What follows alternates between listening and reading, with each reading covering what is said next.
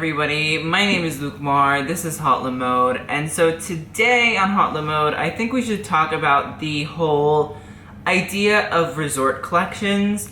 And I will be doing like a little review of the resort collections that I really enjoyed and the 4 major resort collections that everybody was kind of talking about. So don't worry, that's coming later.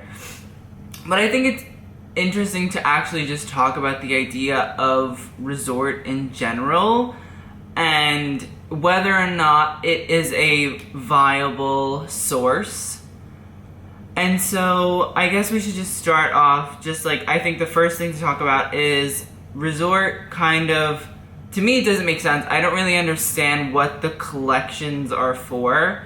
What I've been told or read that they are for like kind of winter vacations, and if you're going away to like a tropical island, you would have like the coat for when you're in, you know, where you live, but maybe like let's say New York, and you're going to like Cabo, you have the coat for New York when you're getting on the plane or whatever, and then you have all of the, you know, kind of summery clothes for when you know, get to Cabo.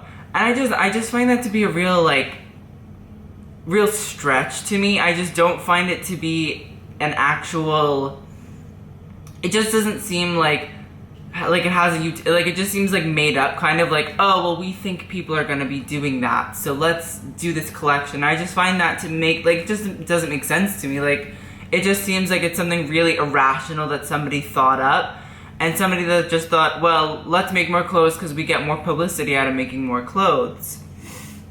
And so I kind of just, A, don't really understand the idea of resort in general.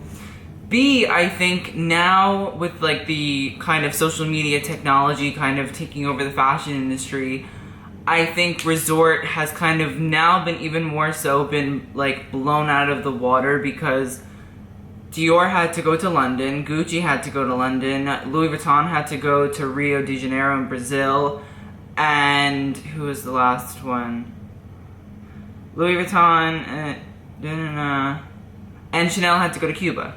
So I just don't understand like why we have to keep going to these really crazy places. The fashion calendar as it is really fucked up. Like, we all know that. Public School just showed their men's and women's spring and pre-spring collection 1.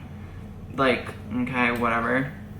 So we know that like the whole fashion schedule is just so ridiculous. 180 shows in New York are happening during each spring, summer, and fall, winter season, and it just doesn't make sense to me why we need A, another season, but B, also why it needs to be, we have to fly everybody to Cuba, or we have to fly everybody to London to go to the cloisters in Westminster Abbey. I also don't understand.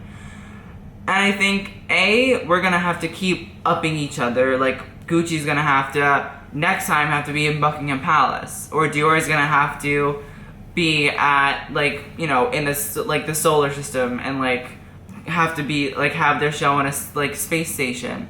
And, like, it just doesn't make sense. It just all seems to be, like, a waste. I also don't think that these resort collections make money for the houses. A, the collections don't make money for the houses. Also, B, they fly about like 600 people. They like invite 600 people to a resort collection, right?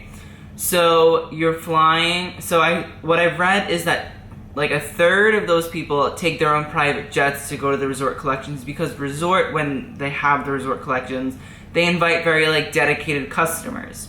So it's kind of like it's kind of like having a little party for like the dedicated customers of Dior or Gucci. So that's like 400 people that you're paying like flights for, you're paying for accommodations. So that's 600 people you're paying accommodations for. So, and then like let's say Dior, they had a train that you would have to take, so that's a whole train. And then also the gifts. So everybody at like Gucci got like a pillow, and I'm sure everybody at Dior got, like everybody at everything got stuff. And then all the celebrities are dressing. And if you think about Chanel, I read a tweet and it was like, why was there 3rd tier celebrities only at Chanel? Like, there was barely anybody at Chanel. So it just like, it all again, like the whole traveling aspect just doesn't make sense. It seems like it costs a lot of money for, you know, like a 2-week publicity thing that doesn't even really last that much. And then also discussing how they've paid for the whole of the press. So totally, like, a bunch of different people are getting paid for it. So the Man Repeller, the New York Times, well, I don't know exactly who pays for themselves and who is paid for, but I would assume a lot of the bloggers going to the shows are paid for. And so that also creates an idea that you can't write a bad review for my show because I paid for your housing, I paid for your flight, I paid for your presence, and I paid for all this stuff. So that also creates a problem for consumers because no longer am I saying, oh, well, Susie Menkes really, really does love that Gucci collection. She's being paid for it. She might have had to sign an agreement that she has to write a really good review and, you know, say really great things about these collections. So it also puts the consumer at a slight disadvantage as well because we don't know what's true writing. She might have thought Gucci was shit. And so it kind of puts us in a little bit of a limbo as well. And let me think if I had to think about anything else for Resort. Also, I find that the collections, I feel that it kind of maybe takes away from like the bigger shows like spring, summer, and fall, winter, because it's kind of like dead set right in the center. And does that idea, like extracting an idea for your resort collection, does that take away from you thinking about your spring, summer collection or your fall, winter collection? That I think also is a very, very interesting thing to think about, because it could be true that there could be a lot of time put into resort because it has a very, very big kind of presence with consumers and very loyal customers, so you want to make sure that you put on a good resort collection. But you also have to think about, is that taking, you know, time, energy, and thought away from the collections that are meant to be the main collections as well?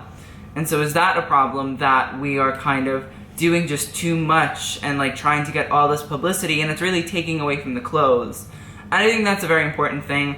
I wonder, is all of this stuff taking away from the clothes? That's what we're there for. We're not here to see these big wild productions. Yeah, that's really nice and that's cool. And I'm not gonna lie and say I don't enjoy that, because I do enjoy those things. But we're there for the clothes. We want to see the clothes. That's what this is all about. It's called the fashion industry. It's not called the entertainment industry. Otherwise, we'd all be, you know, doing whatever in the fucking entertainment industry. But we're here to look at clothing. That's what we're here to do. So I find that resort is a very odd thing. And I'd like to know what you guys think about the resort collections. I do enjoy them because they kind of tide me over until spring, summer, and I do always like to look at clothing, and I think that there were some very, very good collections that have come out of this Resort 17 collection. I think that Marc Jacobs was very good. I think Rosie Asulin was very good. I think Erdem was very good. So I think there's a lot of good that does come out of these collections, no doubt. But I'm just wondering, what is the next collection going to look like? Is it going to be of that same quality? So with that, let me just say thank you guys for watching. I hope you guys enjoyed. If you like this video, please give it a like. And if you want to see more of this kind of content, please subscribe, because then I will know that you're enjoying this. So thank you guys again, and let's just say TTYL.